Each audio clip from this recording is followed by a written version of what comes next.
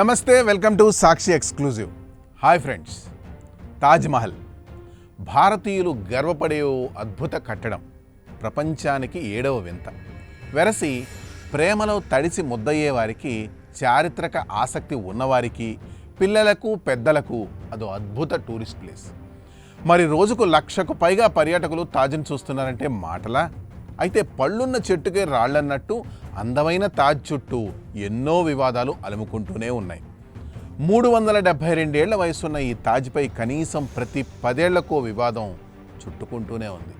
తాజాగా తాజ్ మహల్ తేజో మహల్ అని, అది షాజహాన్ కట్టింది కాదు అనే ఓ వివాదం చెలరేగి ఇప్పుడిప్పుడే దేశంలో రాజుకుంటోంది. పైగా దీనిపై ఓ సినిమా కూడా ఇటీవలే విడుదలైంది. ఆ సినిమా పేరు తాజ్ ద స్టోరీ. పరేష్ రావల్ ప్రముఖ తారాగణంగా నటించారు. అసలు ఇంతకీ ఆ వివాదం ఏమిటి, తాజ్ వెనకున్న రహస్యాలు, సాక్ష్యాలతో సహా మీకు పూర్తిగా తెలియజేయడానికి ఈ వీడియోలో నేను చెప్పే ప్రయత్నం చేస్తాను. ఈ వీడియో కొంచెం లెంతీగా ఉంటుంది, అయినా ఇంపార్టెంట్ వీడియో అయితే ఎక్కడ స్కిప్ అవ్వకుండా చూడండి.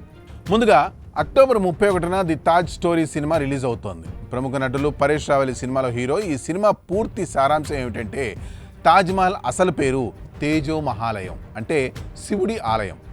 ఈ సినిమా చూసిన ఓ అమ్మాయి పేరు లక్ష్మి. అమ్మాయి ఓ స్టోరీ టెల్లర్ కూడా. తన పుట్టినరోజు గిఫ్ట్గా తాజ్ మహల్ చూడడానికి ఆగ్రాకు వెళ్ళింది. అక్కడ తను తాజ్ మహల్ మధ్యలో నిలబడి ఓ వీడియో కూడా చేసింది. ఇప్పుడు అదే పెద్ద వివాదం అయింది.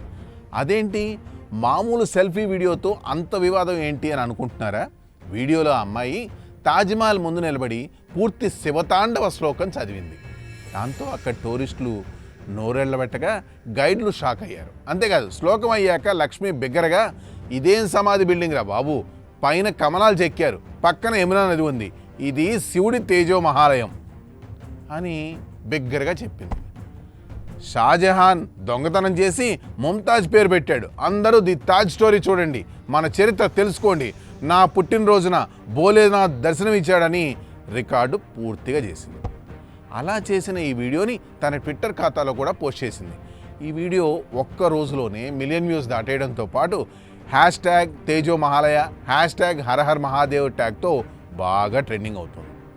దీంతో ఇప్పుడు తాజ్మహల్ చరిత్రపై ఎన్నో చర్చలు మళ్ళీ తెర మీదకు వచ్చాయి. తాజ్మహల్ నిజంగా షాజహాన్ కట్టించిందేనా? తాజ్మహల్లో 22 మూసివేసిన గదుల వెనక ఏముంది? లాంటి ప్రశ్నలు ఇప్పుడు పూర్తిగా వైరల్ అవుతున్నాయి. కొందరైతే ఆ గదుల్లో హిందూ దేవతల విగ్రహాలు ఉన్నాయని వాదిస్తున్నారు.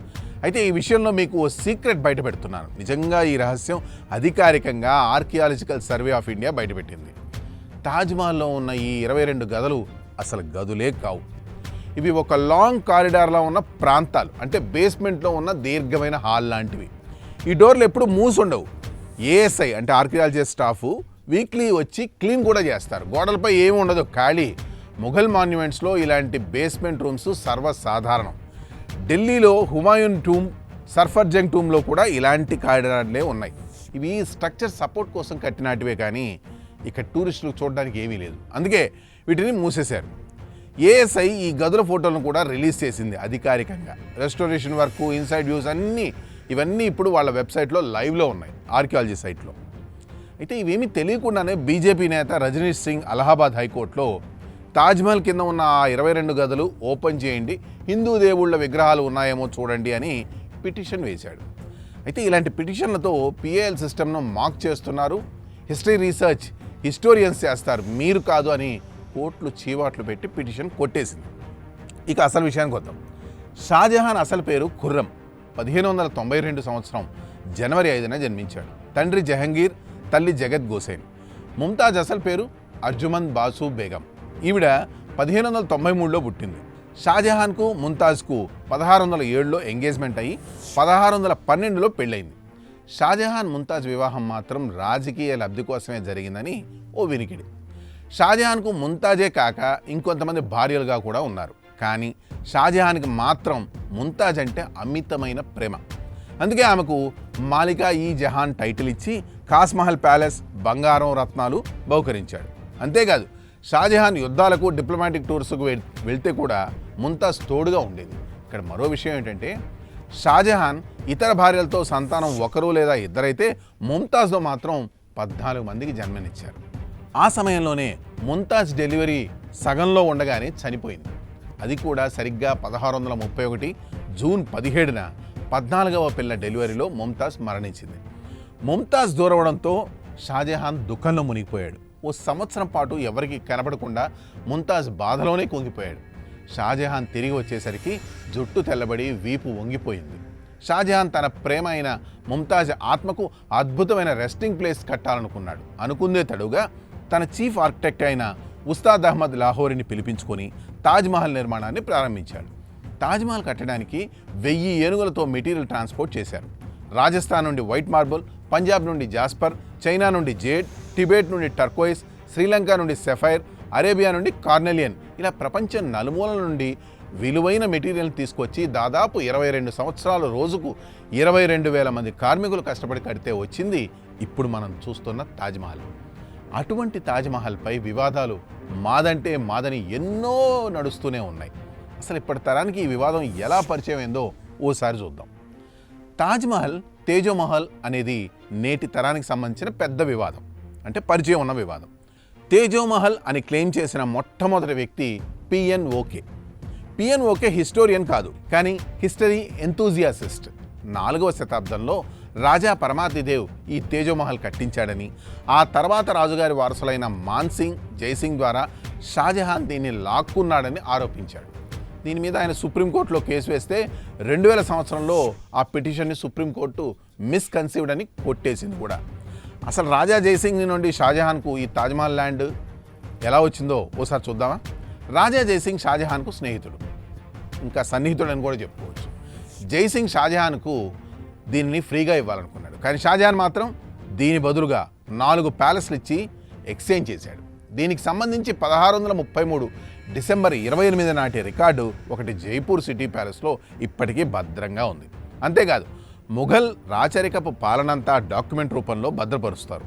ప్రతి ముఘల్ రాజు విధిగా తాను కానీ లేక తన ఆంతరంగికల చేత తమ చరిత్రను రాయించుకునేవాళ్ళు. ఇప్పుడు ఆ చరిత్రే తాజ్మహల్ను వివాదాల నుండి చాలా వరకు కాపాడుతోంది. కానీ కొంతమంది అత్యుత్సాహంతో ఇంకా వివాదాలు రాజేస్తూనే ఉన్నారు. వారిలో ప్రముఖుడు పిఎన్ఓకే. తాజ్మహల్, తేజోమహల్ అని నేటి తరానికి ఓ పెద్ద వివాదాన్ని పరిచయం చేసిన ఈ పిఎన్ఓకే నిజానికి ఆయన మెథడాలజీ ఎలా ఉంటుందంటే, చరిత్రను ఉత్సాహంగా చదివి ఆ చరిత్రని తిరగరాయడానికి ప్రయత్నిస్తుంటాడు. గతంలో కూడా ఇలాంటి ప్రయత్నాలు చాలానే చేశాడు. ఉదాహరణకు వాటికన్ అనేది వాటిక అని, అబ్రహం అనేది అతని బ్రహ్మ అని, సారా అనే ఆవిడ సరస్వతి అని, అలాగే వెస్ట్మినిస్టర్ అనేది హిందూ టెంపుల్ అని. అంతెందుకు, మీరు సరిగ్గానే వింటున్నారు, క్రిస్టియానిటీ అనేది కృష్ణనీతి అని విరుద్ధంగా వాదిస్తుంటాడు. ఇక ఇదే పంథాలో తాజాగా 2024 జూలైలో Yogi youth brigade president Kunwar Ajay Tomar Agra కోర్టులో తాజ్మహల్పై ఓ కేసు వేశాడు. ఈ తాజ్మహల్ అనేది 1155 నుండి 1212 మధ్య పరమాతిదేవ్ కట్టిన శివాలయం అని, దీనిపై సత్వరమే విచారణ చేయాలని ఏఎస్ఐ గవర్నమెంట్ ప్రతివాదులుగా చేరుస్తూ పిటిషన్ వేశాడు. దీనికి సమాధానంగా ఏఎస్ఐ తాజ్మహల్ అనేది 1632-1653 మధ్య షాజహాన్ కట్టించిన సమాధి అని, ఇది యునెస్కో హెరిటేజ్ గుర్తింపు తెచ్చుకుందని చెప్పింది. ఇలానే తాజ్మహల్కి సంబంధించిన మరో చేతులు నరికిన థియరీ గురించి కూడా చూద్దాం. తాజ్మహల్ కట్టిన 20,000 మంది కార్మికుల చేతులను షాజహాన్ నరికించాడని ఓ థియరీ నడుస్తుంది. నిజానికి అంతమంది చేతులు ఒక్క రోజులో నరికారా, లేక నరికించుకోవడానికి కార్మికులంతా క్యూలో నిలబడి వెయిట్ చేశారా? Evidence zero. అప్పుడు తాజ్మహల్ కట్టిన కార్మికుల వారసులు ఇప్పటికీ అక్కడే ఉన్నారు. తాజ్ తర్వాత ఆ పరిసర ప్రాంతాల్లో షాజహానాబాద్ అంటే ఇప్పటి ఢిల్లీతో పాటు రెడ్ ఫోర్టు, జామా మసీద్ కూడా అదే కార్మికులు కట్టారు. మరి వారి చేతులు నరికితే ఇవన్నీ ఎవరు కట్టినట్టు ఆలోచించండి. తరాలు మారినా, వివాదాలు ఎన్ని వచ్చినా ఏమాత్రం వయసు తగ్గని అపురూప కట్టడం ఈ తాజ్మహల్. అందుకే ఇది ఆర్కిటెక్చరల్ మార్వెల్ 7 వండర్స్లో ఒకటి అని యునెస్కో గుర్తించింది. ఫ్రెండ్స్, చరిత్రను చదివి తెలుసుకుందాం, అంతేగాని అదే చరిత్రను మార్చే ప్రయత్నం చేయకూడదు. ఈ స్టోరీపై మీ అభిప్రాయాలను కామెంట్స్ రూపంలో తెలియజేయండి. That's all for today. This is Harikrishna signing off for Sakshi digital.